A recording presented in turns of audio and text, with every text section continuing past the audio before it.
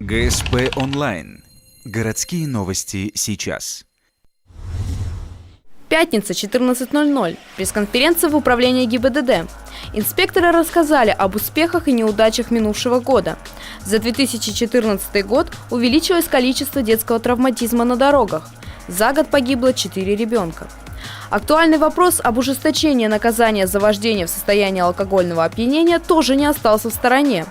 С 1 июля 2015 года при повторном нарушении сумма штрафа составит 200 тысяч рублей.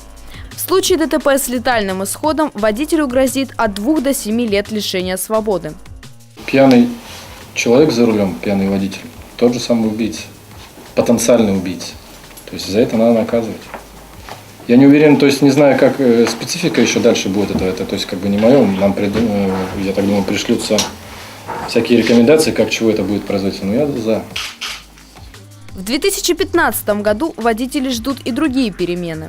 На территории города будут установлены специализированные камеры «Рубеж». Каждая из них будет фиксировать скоростной режим на перекрестках и аварийно опасных участках города.